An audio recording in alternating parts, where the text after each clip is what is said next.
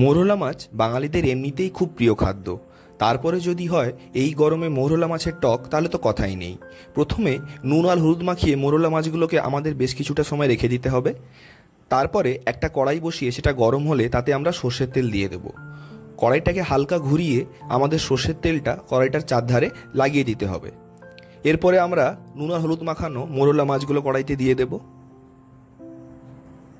এই মাছগুলো ভেজে নিতে মোটামুটি 5 থেকে 7 মিনিট লাগবে। দেখুন, এমন একটা পর্যায়ে ভাজা হয়ে গেলে আমরা এই মাছগুলোকে একটা পাত্রে তুলে নেব। কড়াইতে আর সামান্য একটু সর্ষের তেল দেব এবং তাতে দিয়ে দেব শুকনো লঙ্কা 4টে, একটু 5 ফোড়ন, আর কিচ্ছু না।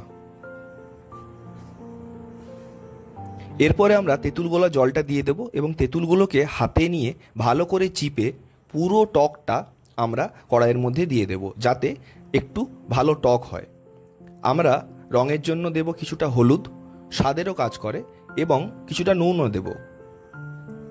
নুনটা মেপে দিতে হবে, কারণ মাছে কিন্তু নুন মাখানো আছে।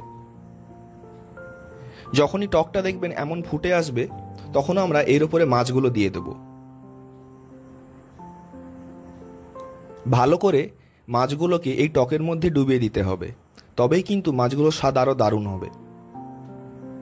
আমরা খুবই সামান্য চিনি ব্যবহার করব, শুধুমাত্র রান্নার টেস্টটাকে ব্যালেন্স করার জন্য, কারণ একটু বেশি টকই আমরা পছন্দ করি।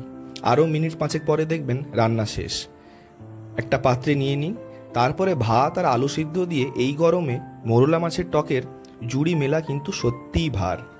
যদি রান্নাটি ভালো লেগে থাকে তাহলে চ্যানেলটি সাবস্ক্রাইব করুন। ভালো থাকবেন। নমস্কার।